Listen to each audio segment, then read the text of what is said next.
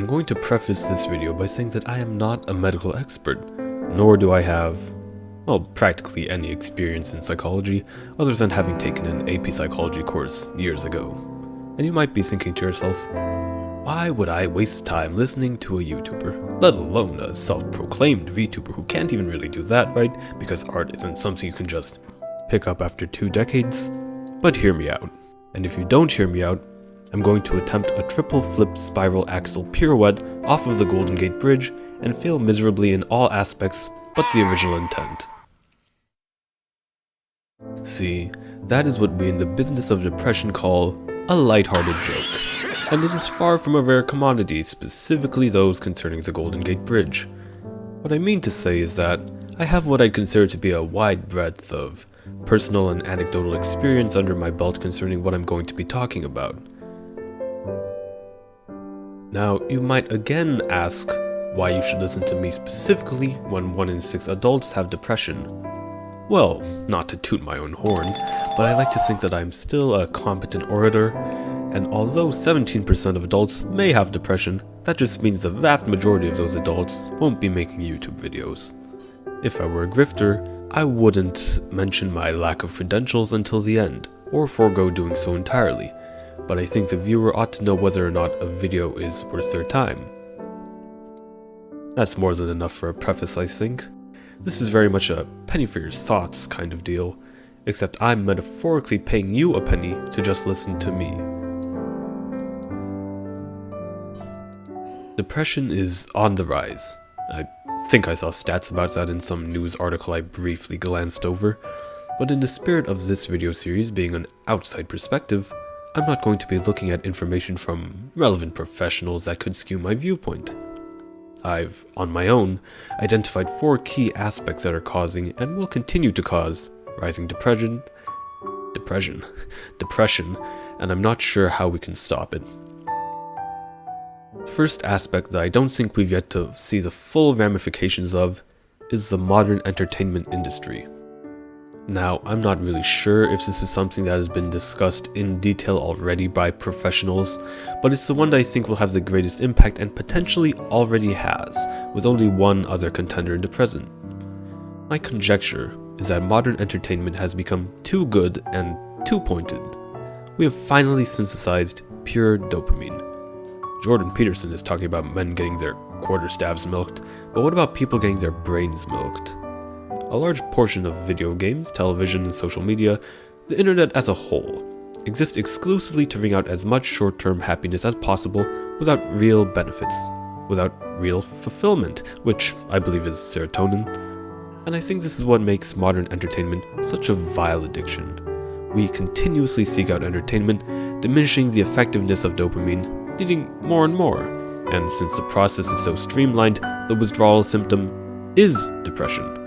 But not like other types of depression, this one is packaged as practically permanent, because, how can you fix jaded dopamine receptors? Now, I'm not going to claim that all entertainment is bad, or that you shouldn't consume it at all. The golden advice of everything in moderation rings true here as well, but I don't think it's going to be that simple in the years to come, or even partially right now. Children don't understand the concept of moderation. And with parents increasingly allowing an iPad to raise their kids, I'm sure you can see my concern that we're dooming the next generation to a persistent depressive mood out of the box. While it could be argued that a significant portion of entertainment can benefit cognitive processes, like how Tetris can aid pattern recognition and the like, a mostly vague boon in cognition doesn't nearly outweigh the downside of perpetually courting a strangely cooking appliance-esque bath companion. I saw a meme the other day that I'm going to use as key evidence, so that's how you know I'm not a medical professional, but it read, "Zillennials try not to joke about an awful situation challenge. Difficulty impossible." While I loathe the term zillennial and the fact that the 2 generations are quite distinct, this is one situation in which I accept its use, because it's quite true in my experience, and it speaks to our natural response to awful things, being just to imbibe more dopamine. Entertainment has been so engraved into our minds that a lot of people, if with others of their age group, won't even have time to mourn. Now, don't twist my words, people. Specifically, Zillennials can still mourn, and I'm not saying that making jokes in trying times is repulsive behavior, but it's a shocking thing that I've personally experienced. The disconnect between allowing oneself to internalize all the pain and emotions they're feeling and referencing memes with your pals in equivalent circumstances. Next on my list is the news cycle, which is the only other contender for the biggest factor in depression's rise. Rage sells, and so that's what a lot of media corporations have shifted gears towards focusing on. Little Timmy making a successful lemonade startup for his aging grandpa won't get nearly as much traction as an airplane imploding from corporate greed. The thing is, though, not everybody is going to have a visceral reaction to awful things happening around the world. In fact, the more it is showcased, the more jaded people become, as it seems to become the norm. And at that point, they no longer feel angry at all, they just feel miserable, or they puff out air exasperatedly. This isn't limited to the news either. I'm sure you're very familiar with doom scrolling, where you can go on a social media rabbit hole of despair shockingly easily. We're seeing an unprecedented rise in doomerism, and it just keeps feeding into itself. On the flip side of this hilarious dichotomy, we have feelings of inadequacy stemming from global interconnectedness. Things are awful everywhere, and there are geniuses everywhere. If a 10-year-old constructs a functional helicopter halfway around the world, you're going to know about it. And maybe you won't even care. But in this world with a human population of 8 billion now, there are going to be a number of exceptional people. And even if it's only a fractional percent, which is a nothing of a term denotationally, but bear with me, say only 100 10-year-olds doing exceptional things, you're going to hear about it. And it is going to weigh on you. You'll start to compare yourself to them and come up woefully lacking, which will eventually evolve into the 2-for-1 special of anxiety and low self-esteem. Admittedly, I think this is my weakest point by far, but at the very least I do think it is a small factor that will nestle in the back of your mind and potentially eat away bit by bit.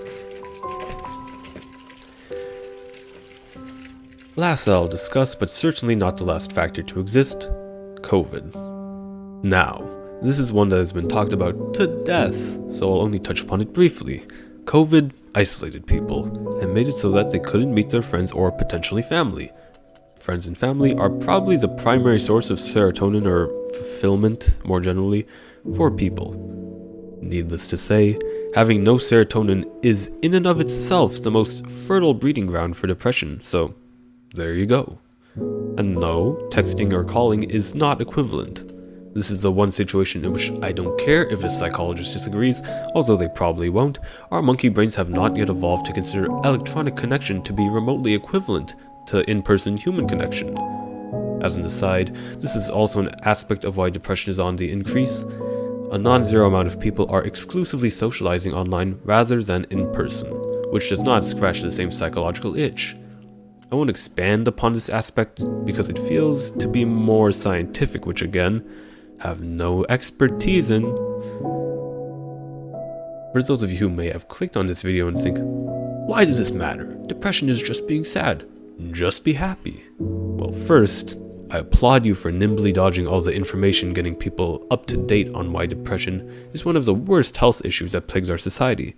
Second, the just be happy has now been co-opted by depressed people as an inside joke, so get new material. Last, information about depression is practically everywhere, so it has to be a miracle that an opinion like this can exist. So I'll speak very briefly to a snippet of my own experience with depression. On a lot of days, I feel like everything is shitty, but I won't even entertain the idea of suicide because I owe so many life debts to people I love. These are the good days, and this is what happens when I'm not squeezing drops of dopamine from my soggy, wrinkly brain. On bad days, when different types of depression layer on top of one another like a tiramisu, I want to tear my brain out from its flesh prison to inspect exactly what's wrong with it, ignoring said life debts, which isn't really how those are supposed to work. What is the solution? Hell if I know, mate. I'm still depressed. Why don't you message me if you find a solution? It drives me to do completely illogical things like trying to become a streamer or to make a living off of the one thing I actually enjoy in life, which I am now criticizing as having been a factor in ruining my life. What I have found works to abate the misery is meeting with friends and family, because I don't really have other ways of being fulfilled. I mean, streaming worked, but jury's still out on whether that was dopamine or serotonin. Oddly enough, since both dopamine and serotonin are temporary fixes, I'd wonder if you can have too much serotonin, but I'm just going to point at the sign again. If you're still listening, thank you for doing so.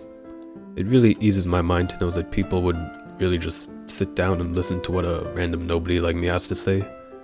A lot of YouTubers kind of bait comments in one way or another, but if you have thoughts or anything to share, then feel free to do so. Or don't. I'm a habitual lurker myself, and have never commented on a video, so I understand if that's not your cup of tea.